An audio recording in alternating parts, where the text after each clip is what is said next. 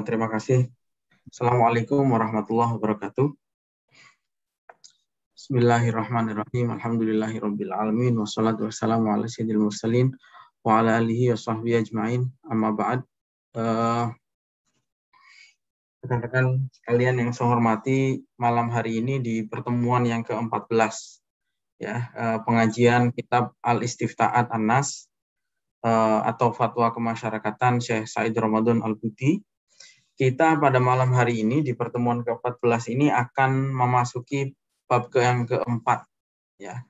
Jadi kita sudah membahas bab yang pertama yaitu soal aqaid dan akhlak, akidah dan akhlak ya. Kemudian bab kedua adalah as-suluk wa tazkiyah, soal persoalan-persoalan ubudiyah ya, pembahasan thariqah dan zikir dan seterusnya. Kemudian di bab 3 yang kemarin kita sudah membahas soal toharoh atau toharoh dan ibadah ya. Jadi hukum zakat, kemarin hukum bersesuci dan seterusnya sudah kita bahas. Sekarang kita akan memasuki bab keempat. Bab keempat ini adalah bab yang akan menerangkan soal transaksi perekonomian, yaitu bab al-iqtisad wal muamalat al-maliyah. Sebelum kita mulai, alangkah baiknya kita membacakan suratul Fatihah untuk Nabi kita dan kemudian juga untuk mu'alif kitab ini beserta para guru-guru kita. Ala hadiniya sholihah al-Fatihah.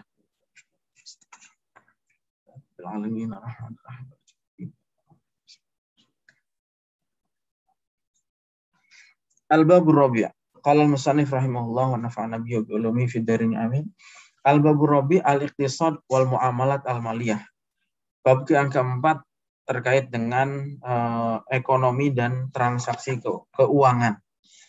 Ini halaman 126 ya. Kalau teman-teman yang sudah pegang PDF-nya, file kitabnya silahkan dibuka di halaman 126. Ya. Pertanyaan yang pertama adalah pertanyaan nomor 335. Ya. Ini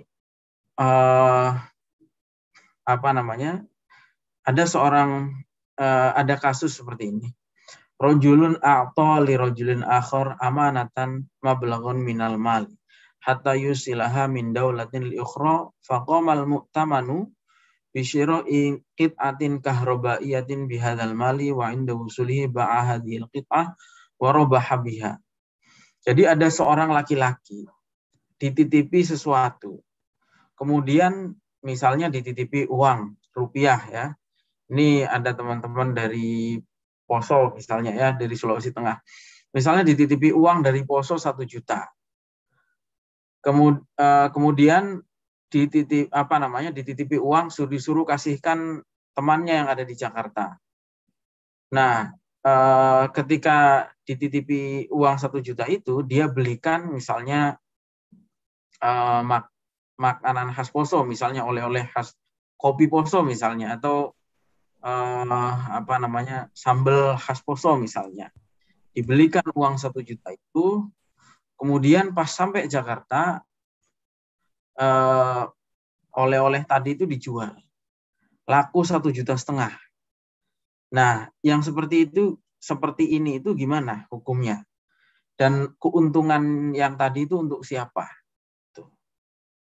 Nah, jawabannya adalah tasarruf semacam itu tidak boleh. Karena amanah disuruh menyampaikan 1 juta itu ya memang hanya diperintahkan untuk menyampaikan amanah tadi. Tidak diperbolehkan untuk transaksi jual beli. Adapun keuntungan yang didapat itu kembali kepada pemiliknya. Berarti yang yang berhak menerima tadi ya. Ila in alima bil amri fasamaha. Kecuali kalau seumpama dia mau berbagi keuntungan, ya itu lain lagi kasusnya ya. Tapi jadi ini kan terjadi ya, mungkin kita juga barangkali pernah mengalami kasus yang semacam ini. Jadi hukumnya seperti itu.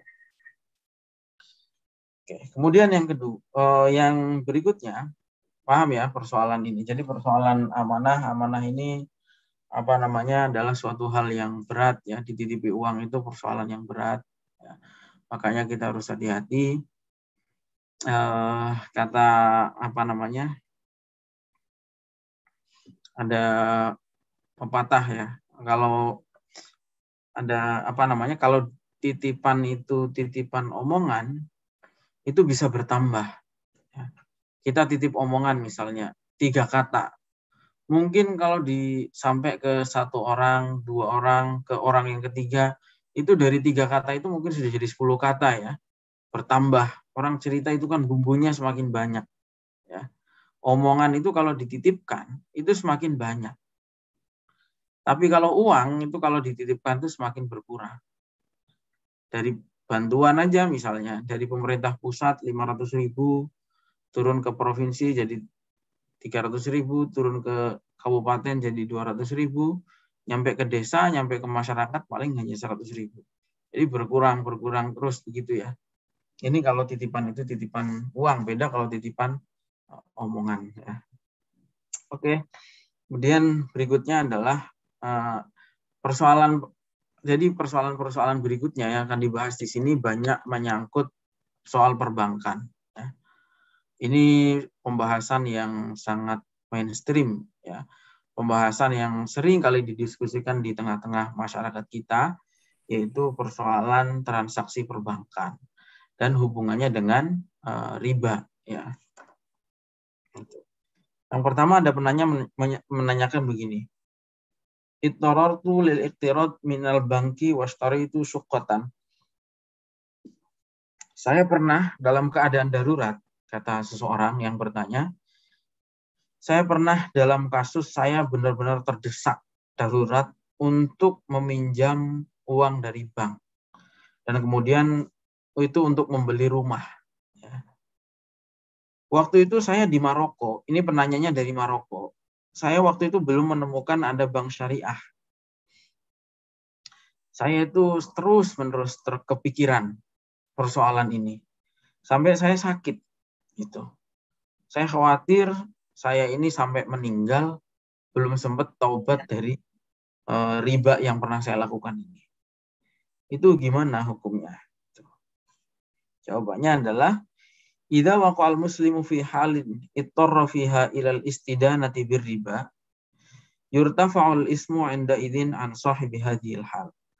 Kalau ada seorang muslim yang terpaksa ya, harus berhutang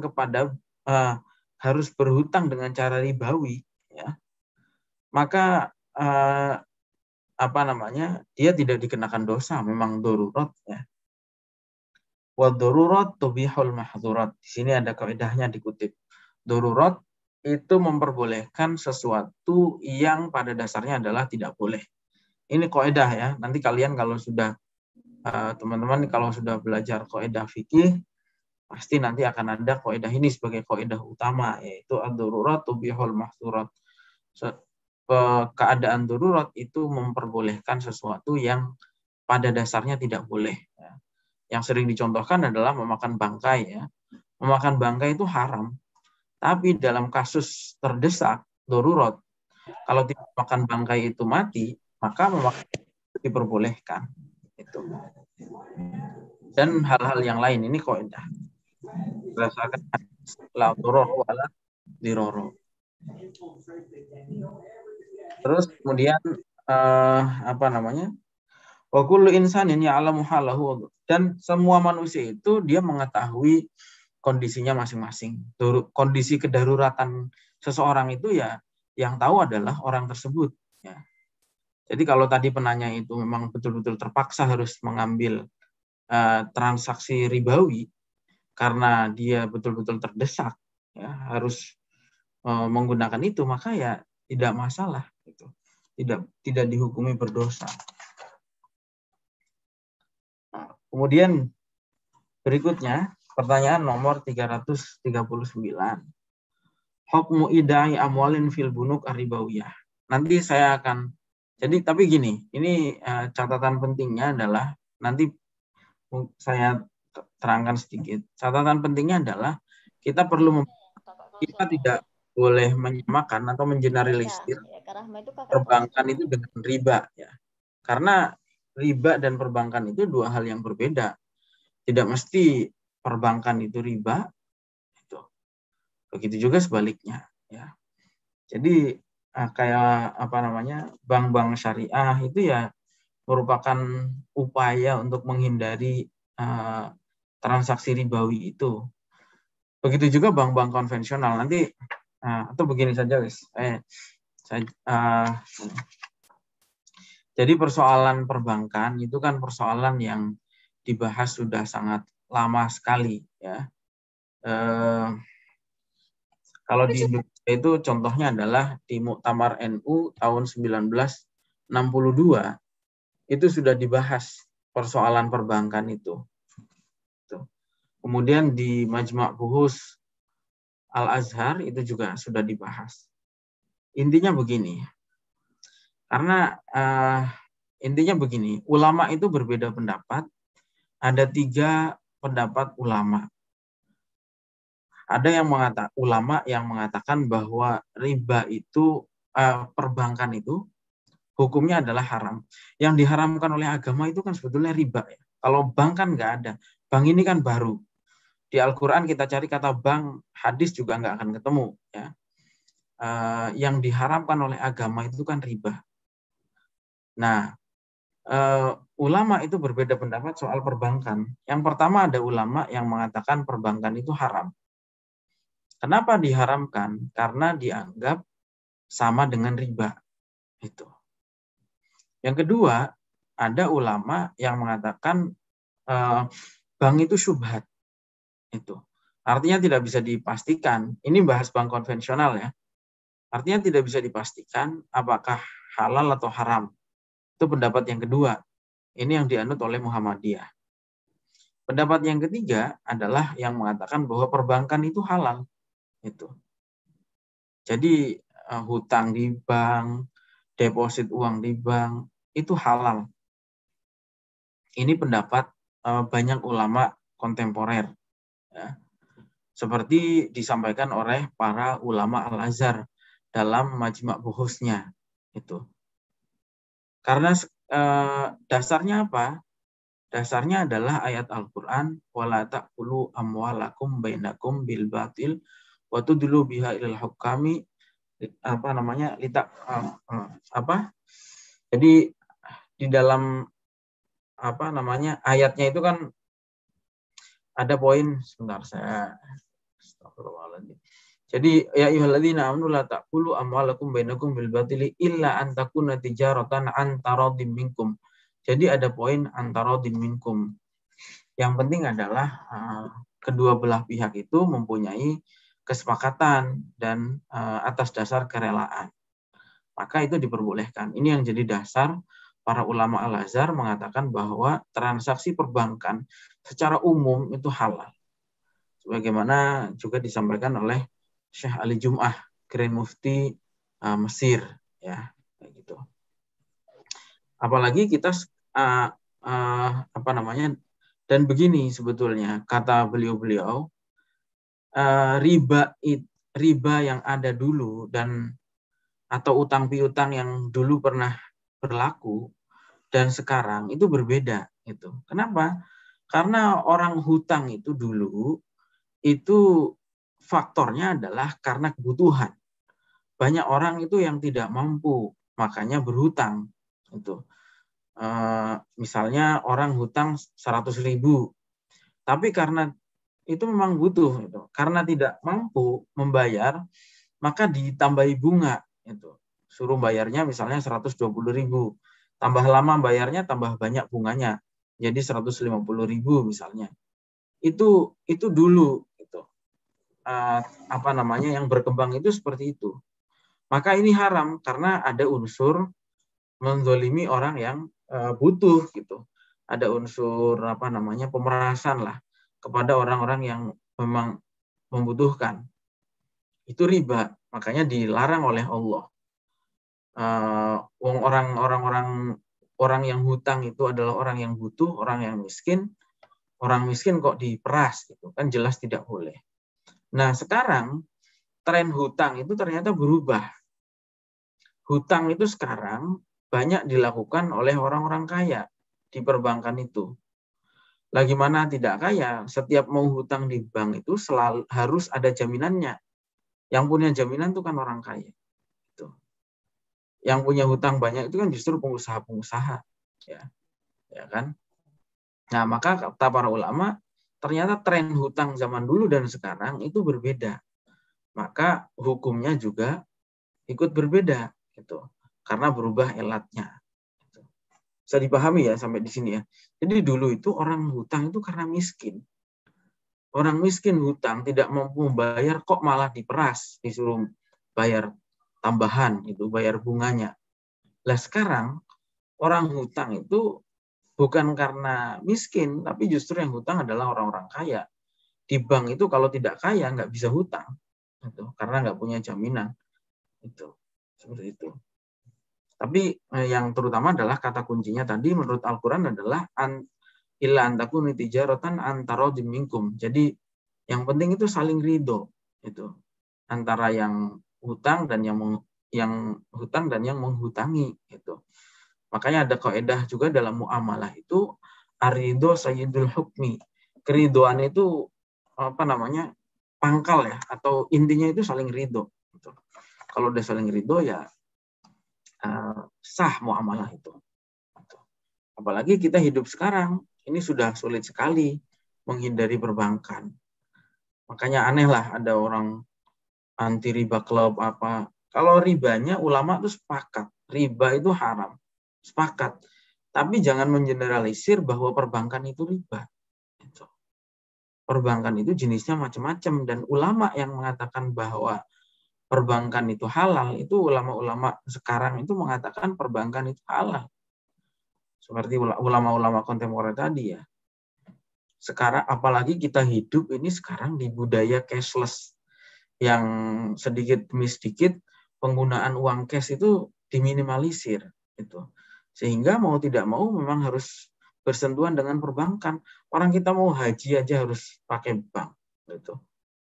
Sekarang bayar pakai GoPay, OVO, kita masuk ke jalan tol, nggak ada tol bayar cash sekarang, pasti pakai bank. Gitu.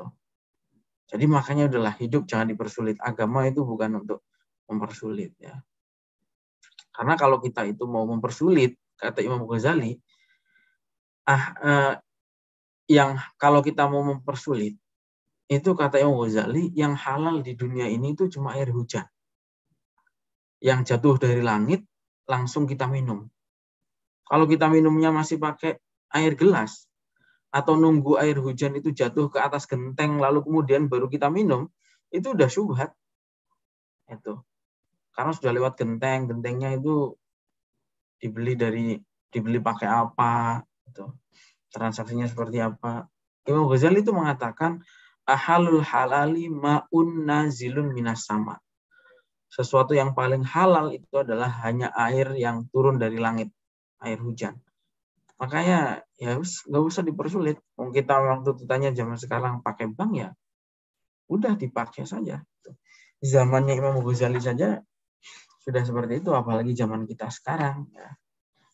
Transaksi perbankan itu nggak bisa dihindari. Itu. Dan perlawanan terhadap perbankan itu kalau digeneralisir ya, itu kan bisa merusak perekonomian.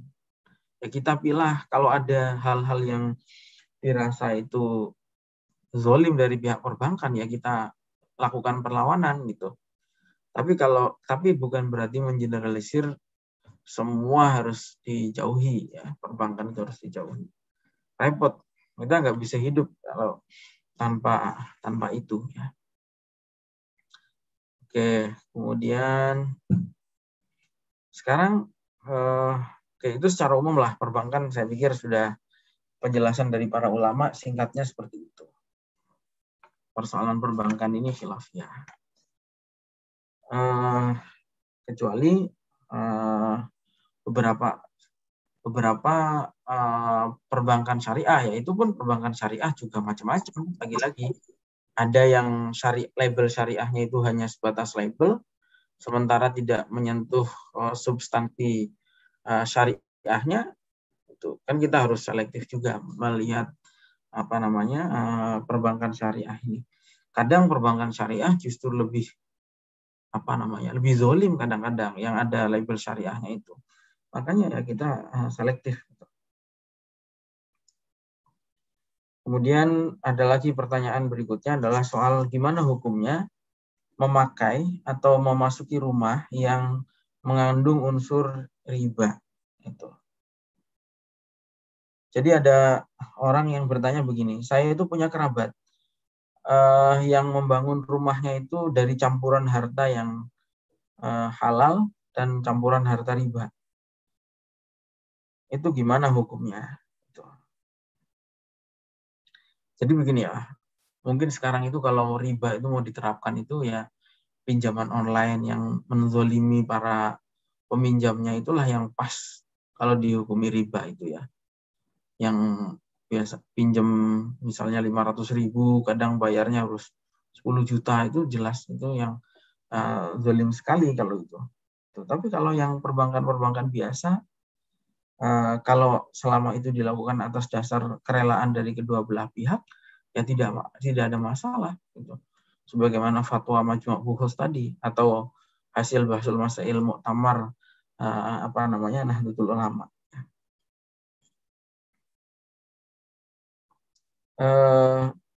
Kalau yang terkait dengan pertanyaan boleh tidak memasuki rumah yang dibangun dengan campuran harta halal dan riba, boleh gitu. Naam, ya juzu dukhuluka hadhihi dar ayang kanatil munasabah wa ayang kana sabab. Li'anal qa'idah hiya an-nasil ata aw at-ta'ama aw al-manzil alladhi tamlikuhu min samanin imtazaja fihi halal wa haram yajuzul istifadatu minhu aklan aw suknan aw isti'malan. Ya wajhin min wujuhil isti'mal. Boleh gitu. Karena kaidah itu mengatakan bahwa benda apapun atau makanan ataupun rumah yang dihasilkan dari percampuran antara halal dan haram itu boleh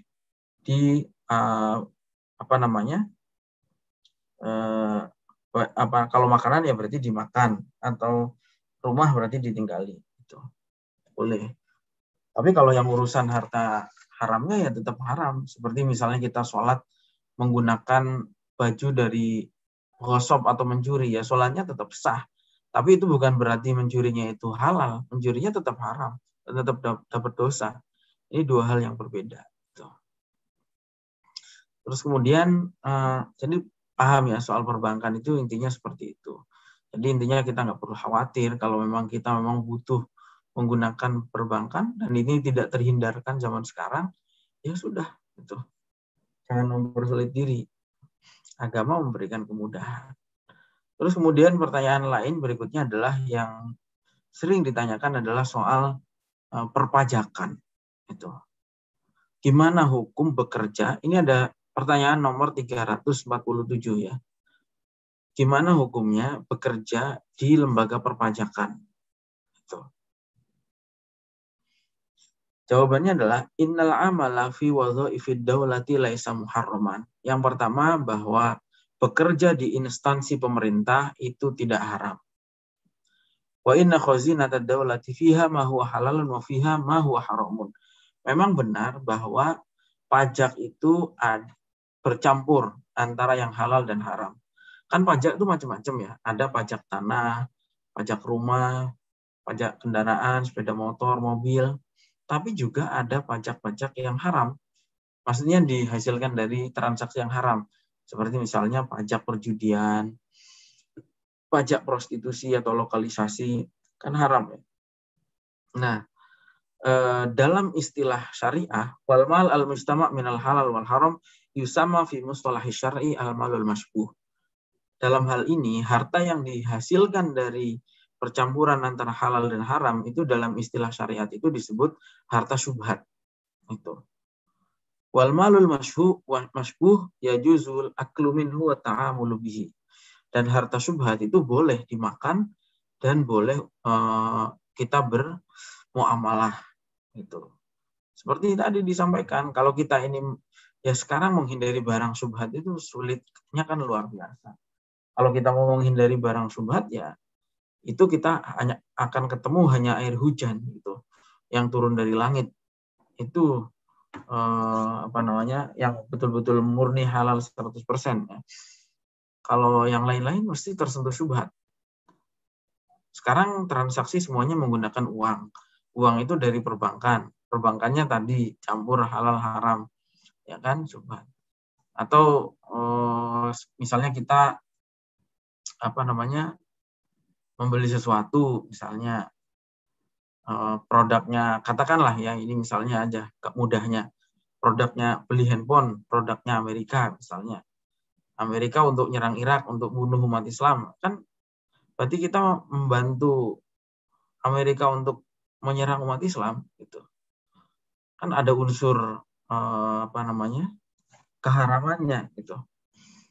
Jadi yang harta-harta syubhat ini memang nggak bisa kita hindari zaman sekarang.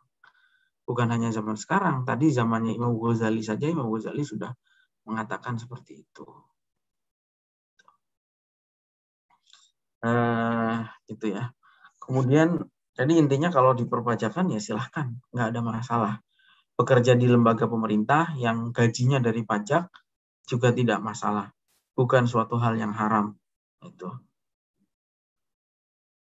Terus kemudian, oke. Memang kalau katanya Imam Ghazali itu mengatakan begini di dalam kitab itu, tadi ya, ahalul halali ma'un nazilun minas sama. Sesuatu yang halal 100% itu ya air yang turun dari langit. Itu yang 100% halal. Makanya beberapa ulama itu mengatakan kita itu sunnah kalau ada hujan itu kita mandi taubat namanya. Karena air hujan lah yang murni kehalalannya. Tapi sekali lagi ya, bukan berarti kalau yang halal itu air hujan terus kita harus menghindari semua hal ya. Karena barang-barang yang syubhat itu boleh secara syariat, hukumnya boleh.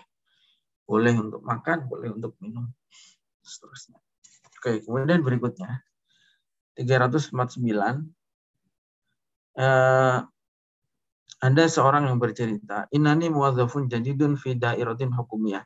Saya ini pegawai baru di sebuah kantor pemerintahan. Setiap hari saya pergi ke kantor. Tapi saya itu menyia-nyiakan, saya itu kerjaannya di kantor cuma ngopi sama duduk-duduk aja.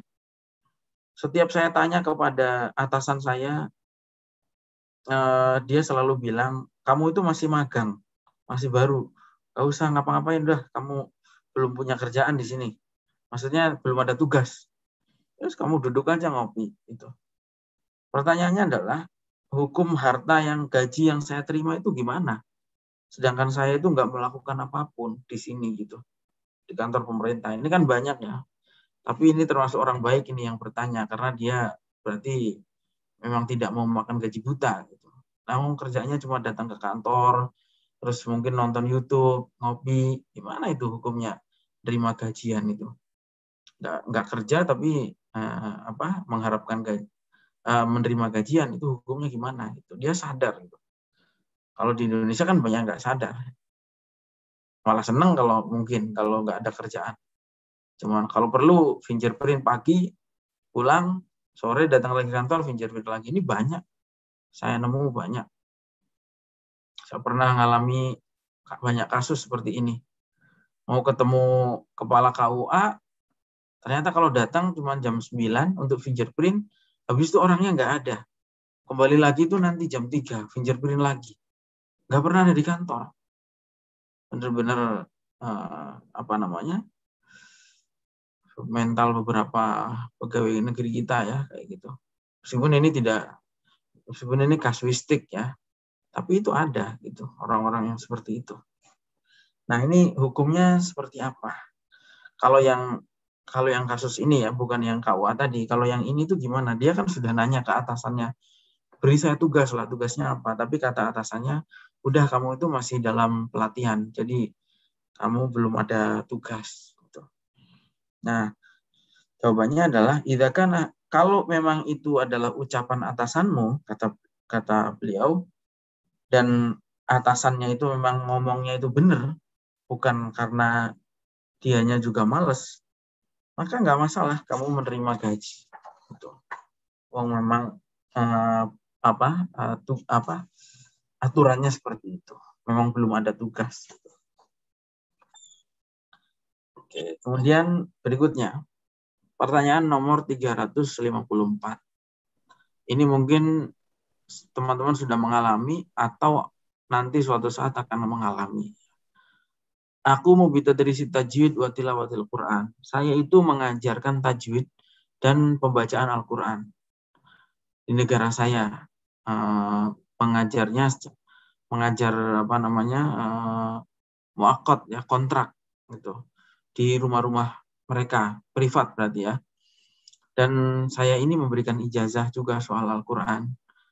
Dan kemudian biasanya saya diberikan upah, diberi honor lah gitu. Ini salah nggak, keliru nggak saya ini? Jawaban beliau, laisal khata'u fi antanala mukafa'atan ala ta'limikal Qur'an. Nggak ada masalah kamu ngajar ngaji, ngajar Al-Quran, kemudian kamu menerima honor, itu nggak ada masalah. Boleh orang mengajarkan Al-Quran atau mengajarkan ngaji, kemudian dapat honor, itu tidak masalah. Fakasirun minal fuqaha ajaza dzalik. Menurut kebanyakan ulama fikih, itu diperbolehkan. Yang keliru adalah antu'allimal Quran ibtigha'a nailil ajri dunyawi alaihi. Yang keliru adalah kalau kamu mengajarkan Al-Quran tapi tujuanmu adalah materi. Itu yang salah. Gitu. Misalnya, udahlah saya mau ngajar supaya dapat uang misalnya. Nah, itu nggak boleh. Gitu. Sebagaimana dikatakan oleh Imam Nawawi dalam kitab At-Tibyan.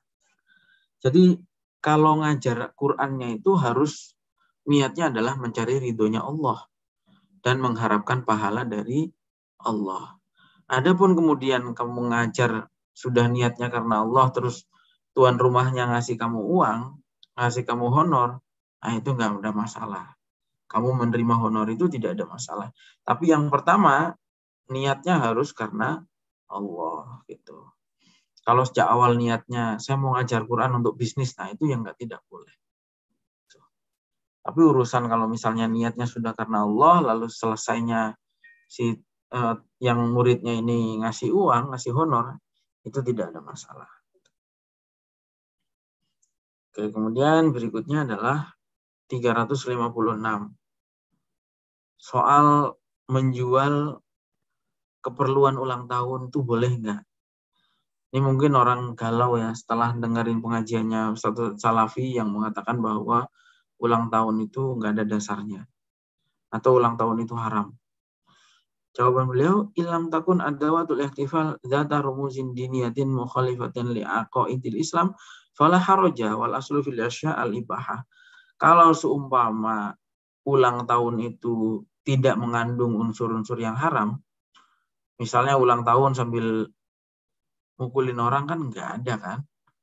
Ulang tahun sambil minum minuman keras. Nah, pokoknya selama tidak ada hal-hal yang haram di situ, maka ya nggak ada masalah. Kalau cuman niup balon atau nyanyikan selamat ulang tahun, salahnya di mana gitu?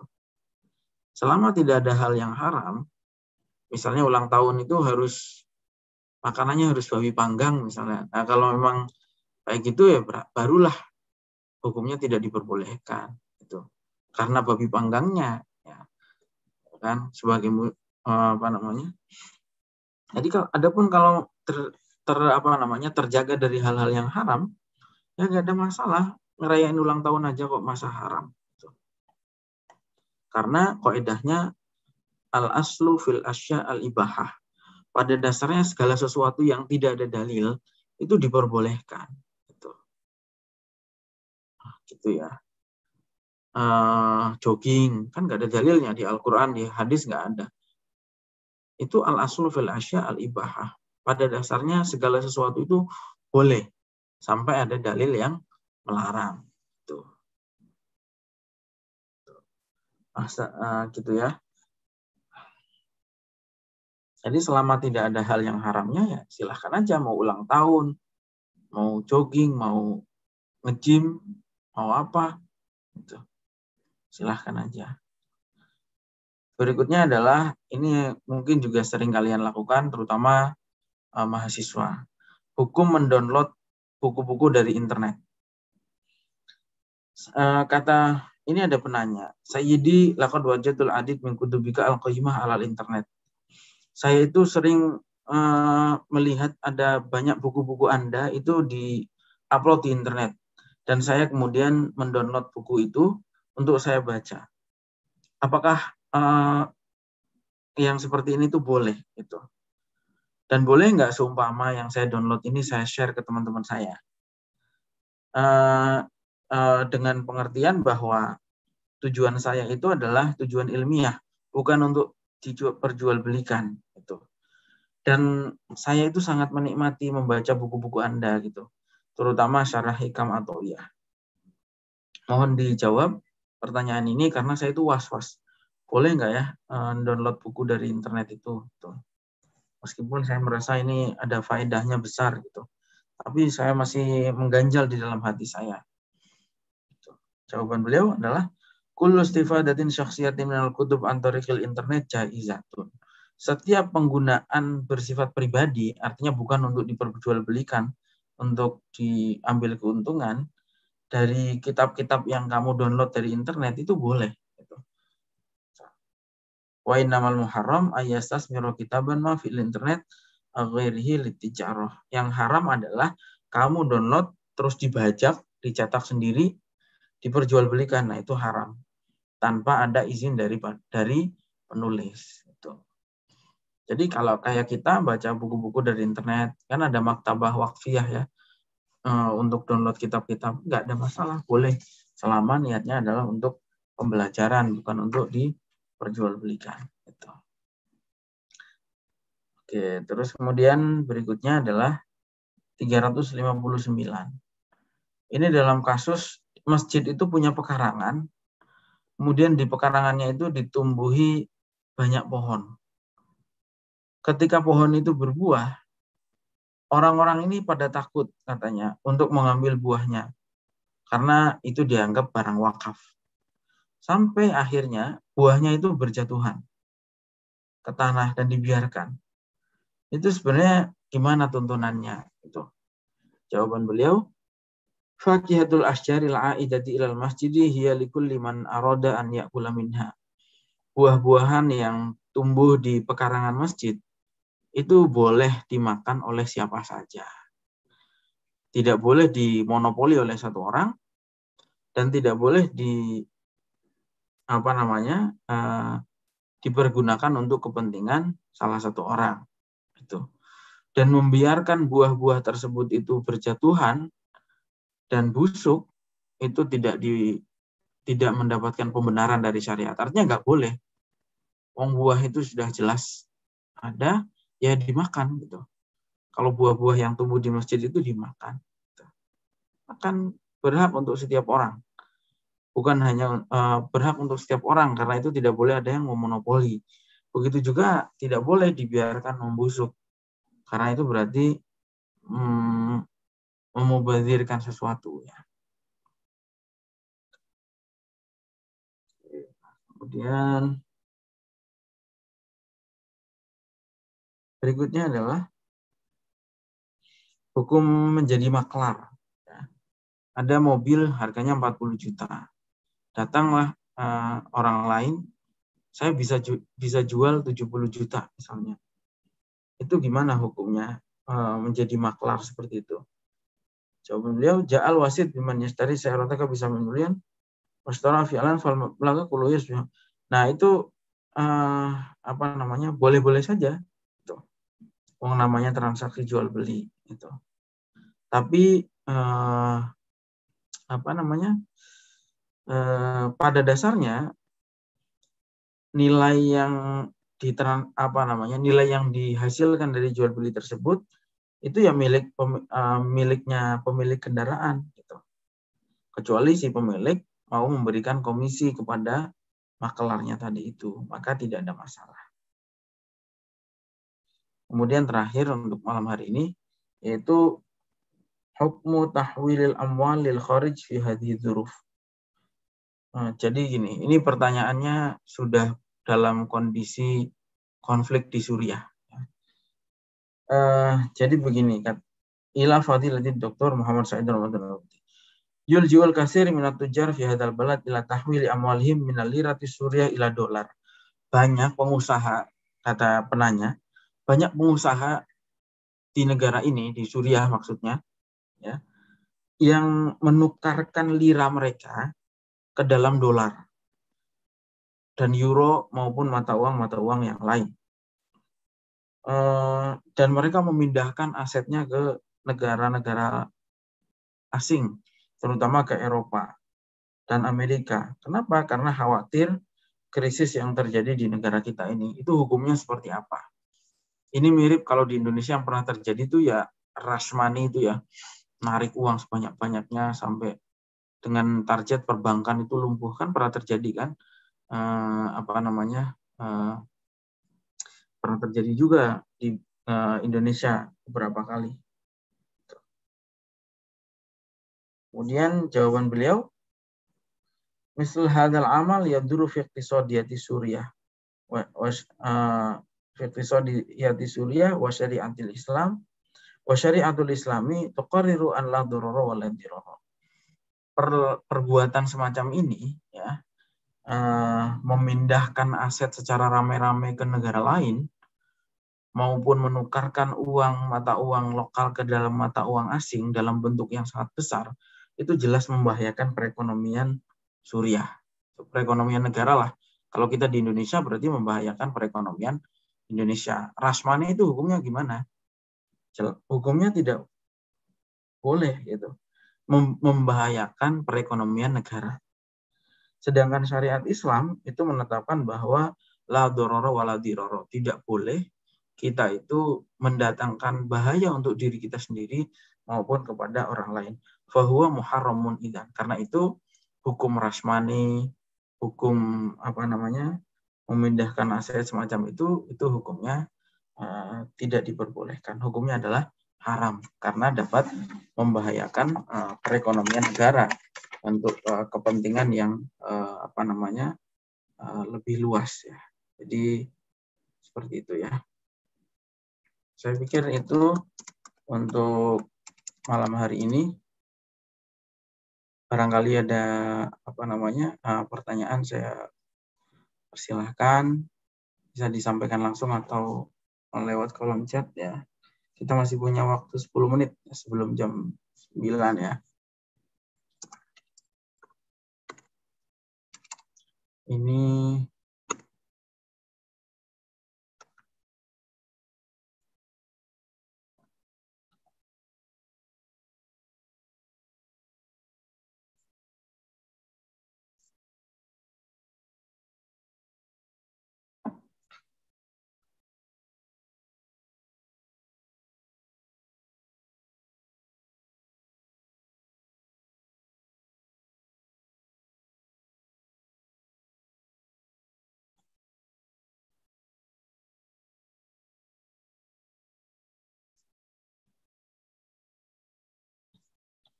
ada yang ngechat ya. Afwan izin bertanya, jika ada ulang tahun pakai kue, ada lilinnya, boleh ditiup apa enggak? Kalau ditiup kan seperti menyerupai orang kafir. Jadi soal ulang tahun kan tadi sudah disampaikan, merayakan ulang tahun itu tidak ada larangannya. Karena kaidah itu mengatakan al-aslu fil asya al-ibahah. Pada dasarnya segala sesuatu itu diperbolehkan sampai ada dalil yang mengharamkan. Meniup lilin hukumnya seperti apa? Ya sama aja, kan nggak ada larangan untuk meniup lilin. Jadi boleh-boleh saja. Kalau soal menyerupai orang kafir itu ada penjelasannya. Kan dulu pernah dijelaskan itu di pokoknya pernah dibaca ya di dalam halaman berapa, nanti bisa dicari lagi, soal merayakan tahun baru. Pernah ada yang nanya, itu kan tradisinya orang kafir katanya. Kata beliau, enggak. Ya, menyerupai orang kafir yang diharamkan itu adalah menyerupai yang merusak akidah. Contohnya seperti misalnya orang-orang kafir ini kalau hari Minggu pergi ke gereja, kita kemudian pergi ke gereja, ibadah di sana, itu baru tasyabuh dengan orang kafir, menyerupai orang kafir. Ini tidak diperbolehkan. Tapi kalau hanya dalam tradisi-tradisi kebudayaan biasa itu tidak ada masalah. Ya sekarang apa namanya, kalau setiap yang dianggap menyerupai atau mempunyai kesamaan dengan orang kafir itu diharamkan, ya kita nggak bisa hidup. Celana ini produk menyerupai siapa gitu. Misalnya kita makan pakai sumpit itu menyerupai siapa? Makan pakai sendok garpu itu menyerupai siapa? Itu bukan tradisinya Nabi ya, bukan tradisinya Nabi atau tradisinya orang Arab pada masa itu. Gitu. Orang-orang Arab ini makannya kurma, tidak ada sendok, tidak ada garpu, tidak ada piring, dan seterusnya. Jadi tasyabuh dengan orang kafir yang diharamkan, itu adalah tasyabuh dalam akidah. Kalau tasyabuh dalam tradisi, hanya tradisi merayakan ulang tahun atau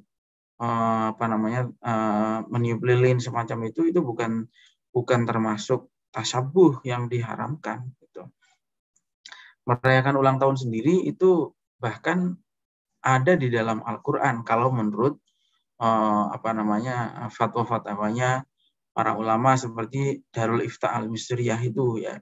Karena kalau di Al-Quran itu kan ada ayat wassalamu alayya yauma wulidtu wa yauma amutu wa yauma ub'atsu hayya, dan kesejahteraan dilimpahkan kepadaku pada hari aku dilahirkan. Itu berarti di Al-Quran pun ada perayaan ulang tahun itu. Meskipun kalau orang seperti saya ya tidak pernah merayakan ulang tahun, bukan karena menganggap ulang tahun itu haram, tapi memang karena saya ini orang kampung nggak biasa merayakan ulang tahun. Seperti itu. Silahkan jika ada lagi yang mau menyampaikan sesuatu atau ada yang punya informasi yang lain, silahkan disampaikan. Masih ada waktunya. Kalau memang sudah ada. Gus. Ya. Nah, saya punya pertanyaan, Gus. Selamat malam, Gus dan teman-teman. Saya tadi dengerin itu soal pinjol. Pinjol itu riba atau enggak? Itu saya juga sebenarnya agak ragu karena di pinjol itu juga ada kesepakatan. Kesepakatannya itu kan orang kalau mau mengajukan pinjaman itu harus ngisi beberapa form, termasuk untuk ngasih foto diri sambil megang KTP gitu. Bahwa nanti ternyata bunganya besar, karena orang biasanya salah ngira kan, mereka ngiranya bunga itu 3%. Tapi yang mereka nggak tahu 3% itu per hari, bukan per bulan, seperti bank konvensional kan. Nah, dalam konteks itu kan sudah ada kesepakatan. Apakah kesepakatan itu tidak menggugurkan syarat bahwa itu bukan riba? Iya, gitu, begini Mas. Jadi kalau melihat konteks pada saat diharamkannya riba itu kan karena ada unsur kezolimannya tadi, unsur pemerasan atau unsur penekanan atau unsur merugikan pihak yang membutuhkan lah. Makanya Allah itu kan mencela riba itu. Dan ini kan ada dalam pinjol yang selama ini banyak. Tentu mungkin tidak bisa digeneralisir semuanya ya, karena ada juga mungkin pinjaman-pinjaman online yang tidak dianggap menzolimi gitu. Misalnya seperti kalau kita misalnya di Traveloka lah, karena ada pay later misalnya gitu kan. Ya si pengguna si nasabahnya atau si pembelinya kan tidak merasa dirugikan. Ya, kalau memang transaksinya semacam itu tidak ada masalah. Dalam kasus pinjaman online ini kan banyak sekali yang dia sangat mencekik gitu. Nah, makanya itu sudah dibahas di dalam fatwa Majelis Ulama Indonesia maupun di dalam Basul Masail NU bahwa pinjaman online yang merugikan semacam itu atau yang menzalimi pihak yang membutuhkan itu hukumnya adalah itu. Berarti kesepakatannya nggak berlaku dong? Maksudnya kan ukuran menzaliminya apa? Kesepakatannya ini kan karena terpaksa gitu. Karena terpaksa, bukan karena kemauan. Kecuali memang orang kaya pinjam itu memang karena betul-betul kemauannya dia. Dia sebetulnya tidak nggak butuh pinjam juga tidak apa-apa. Kalau ini kan mau tidak mau dia itu dalam keadaan terpaksa. Ada yang kasus ya guru untuk beli susu anaknya itu. Habis itu Iya, sekarang. apa namanya, bayarnya tuh tagihannya 200 juta apa ya? Kayak gitu. Iya, iya. 200 juta. Nah, berarti kalau kerja di pinjol yang menzolimi tadi, gajinya haram atau tidak? Ah, jadi gini, kalau transaksinya itu jelas haram. Nah, kalau Mm-mm. uang yang kalau seumpama transaksi yang bergulir di situ itu semuanya adalah transaksi yang haram, maka gajinya menjadi haram. Tapi misalnya Hmm. misalnya bekerja di bank konvensional nih, misalnya bank konvensional ada transaksi yang halal, ada transaksi yang haram, berarti kan syubhat. Nah, kalau syubhat itu diperbolehkan secara syariat. Tuh. Iya, iya, iya. Misalnya Makasih, tadi Gus. jadi perbankan yang di perpajakan itu yang campur dari pajak minuman keras, dari pajak sepeda motor kan, pajak sepeda motor nggak ada masalah berarti. Tapi pajak lokalisasi kan misalnya itu kan diharamkan, maka ini syubhat. Kalau syubhat itu gajinya gimana? Nah, gajinya boleh. Makasih, Gus. Siapa? Oke. Ya saya mudah-mudahan inilah ya. Baik, sudah jam 9 dan mungkin sudah kita cukupkan untuk malam hari ini. Mudah-mudahan bermanfaat apa yang kita pelajari ini meskipun sedikit ya dalam wawasan kita yang terbatas.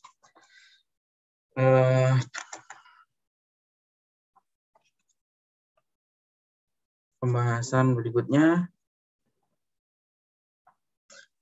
nanti juga masih seputar apa namanya, transaksi keuangan yang jelas. Nanti ada persoalan kredit dan persoalan-persoalan yang lain ya, yang akan kita baca pada minggu depan, insya Allah.